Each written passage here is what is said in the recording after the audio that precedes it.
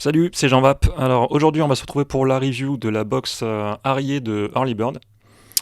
Voilà, qui arrive du coup dans ce petit paquet. Donc c'est une box en 21700 et avec un chipset Evolve DNS60C.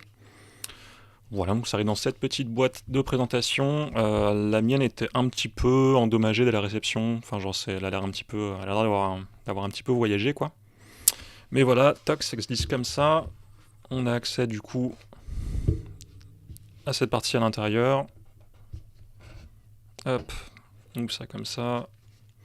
On a la box du coup, on a une petite pochette avec du coup les réseaux sociaux.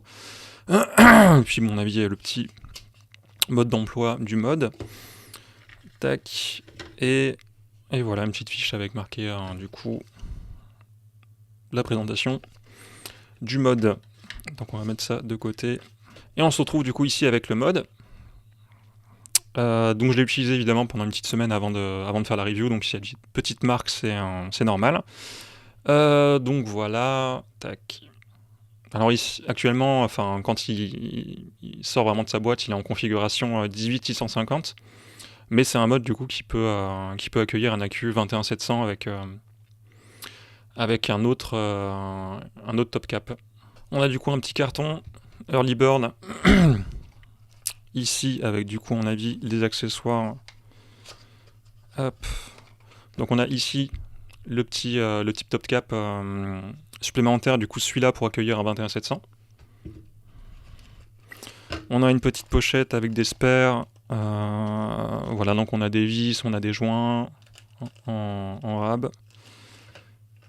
Hop, et on a du coup un petit câble USB-C pour pouvoir charger le mode ou le configurer du coup avec eScribe, puisque du coup vu que c'est du DNA, on a accès au logiciel eScribe pour personnaliser si on veut le menu, etc., enfin la configuration. Tac, donc on met ça de côté, et du coup un petit tube ici, ça c'est pour l'adapter en 18650 du coup, avec un joint au milieu, donc théoriquement ça c'est dedans, ici, le joint, ça a l'air de bien tenir du coup, mais à mon avis ça va être un peu compliqué, ouais si ça... C'est vrai que pour le coup le joint il fait un gros travail pour créer de l'adhérence, mais il y en a peut-être limite un peu trop, enfin c'est... Ouais, enfin en tout cas ça tient bien, c'est sûr. Hop. Donc ça va dedans, et ensuite on va prendre un 18650 qu'on va mettre du coup pôle positif vers le bas, sachant que le pôle positif en bas il est monté sur un ressort, là on le sent bien. Et on prend du coup le top cap, on va pouvoir venir fermer au-dessus comme ça. Tac, et normalement on est bon. Donc on a l'interface DNS60 classique, donc là ça ne va pas trop se voir à la caméra.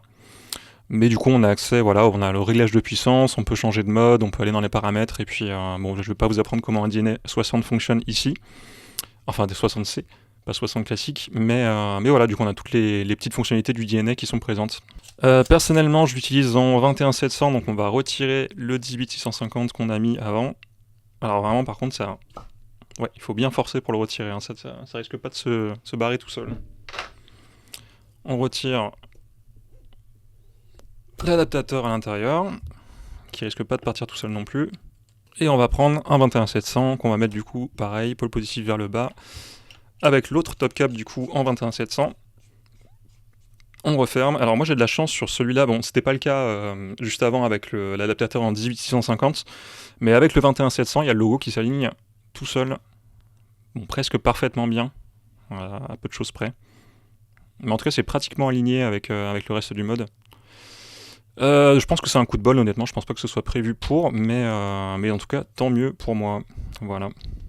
C'est un mode normalement qui va pouvoir accueillir des atos en 25 mm. Enfin, ça pour le coup, il faudra aller voir d'autres reviews parce que moi j'ai pas d'atos en 25. Mais effectivement, en mesurant comme ça, pas très précisément, mais en tout cas, on est à plus de 24, c'est sûr, de largeur.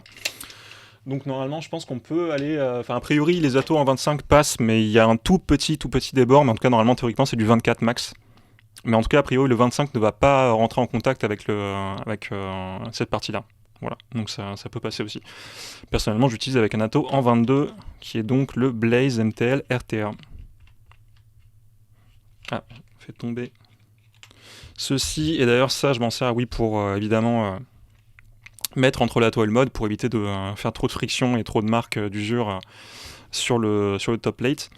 Et ça en particulier, du coup, ce petit truc là, c'est vraiment récupéré sur les accus qui sont en fin de vie.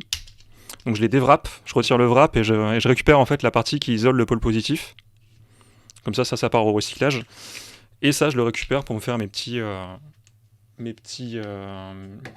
trucs pour protéger l'atomiseur et le mode. Voilà, que je passe entre les deux. Vu que c'est très très fin, ça laisse pas trop d'écart une fois que c'est serré à fond. Tac, et voilà, ça marche très bien et ça permet de protéger le mode et l'atto. On a du coup le fire button qui tombe juste ici, qui fait un petit bruit. Voilà, c'est un petit bruit assez mat, le contact est assez ferme, franchement c'est assez agréable. Les boutons sont vraiment agréables à l'utilisation, il n'y a pas de jeu, ça bouge pas, ça bouge nulle part, il n'y a vraiment aucun jeu. Ici pareil, la prise en main elle est vraiment agréable aussi avec ce petit, ce petit angle qui est taillé dans le mode en travers, donc ça lui donne un look qui est un peu particulier, enfin moi je sais que c'est pour ça que j'aimais bien. Mais voilà, peut-être que ça plaira pas forcément à tout le monde, mais en tout cas ce petit biseau là comme ça, permet vraiment quand je l'ai entré dans la main droite, que vraiment ça se passe de manière très naturelle et du coup la position aussi du bouton de fire tombe vraiment naturellement sous le pouce comme ça. Enfin, ça me rappelle vraiment pour le coup la position que j'ai sur mon AIO, où voilà, de la même façon j'ai le fire qui tombe juste ici sur le pouce. Et là c'est à peu près la même chose que j'ai ici. Donc c'est aussi pour ça que je m'étais dirigé vers ce mode, c'était pour avoir vraiment cette prise en main assez particulière. Et en tout cas on remarque aussi niveau taille que pour un mode en 21700, il est vraiment tout petit. Enfin là en comparaison, du coup je vais mettre ça à côté, donc c'est la Cthulhu AIO version 2, qui est du coup une AIO en 18650, et on voit vraiment que, enfin voilà, c'est quasiment on a juste le tank qui dépasse un petit peu sur le dessus. On voit pas très bien là, mais voilà. Mais sinon on est vraiment sur des formats qui sont similaires, alors qu'en fait cette box là du coup est en 21700, là où celle-ci est en 18650. Au niveau du chipset, du coup, personnellement, j'avais jamais utilisé encore le DNS60C, j'avais l'habitude du DNS75C ou alors du DNS60. Mais j'avais encore jamais testé du coup le DNS60C. Et puis évidemment, comme on peut s'y attendre d'un chipset de chez Evolve, et ben ça marche très très bien, surtout que moi j'en ai pas des très très grandes attentes non plus, j'attends juste à ce que j'ai un signal en wattage qui soit stable. Et là c'est le cas, j'ai vraiment fait le test même en vidant complètement une batterie, et en essayant quand même d'avoir du coup le wattage et le voltage que je voulais. Il y avait vraiment pas de baisse d'intensité, même vraiment à la fin de la vie de la Q. Je crois que la Q lui restait genre 3,2 volts de tension, et j'arrivais quand même à avoir mes 19 watts sur les puffs que je tirais. Du coup de ce côté-là, rien à redire, ça marche très très bien, je suis très content. Et le mode en tant que tel, après c'est pareil, je vois pas trop ce que je pourrais en dire de plus, à part que vraiment esthétiquement, personnellement ça me plaît beaucoup, le feeling en main il est vraiment cool, les matériaux ça a l'air sérieux, il n'y a pas de problème. Sur cette couleur-là, du coup, ici on a de l'alu qui est brut, sans peinture.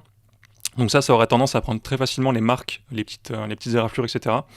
Donc peut-être faire attention à ça. Bon, enfin, on le voit pas trop, là, de toute façon, il n'y en a pas encore beaucoup, mais on voit qu'il y a un petit poc, là, par exemple, juste... j'arrive pas à le pointer.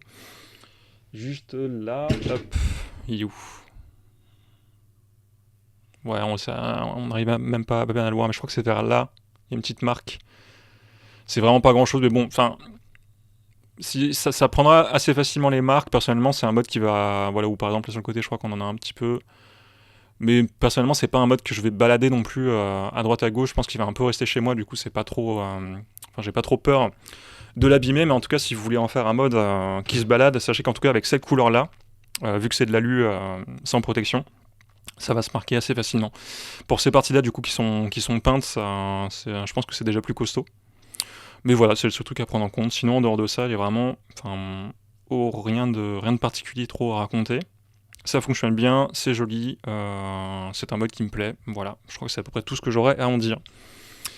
Voilà, et ben à une prochaine.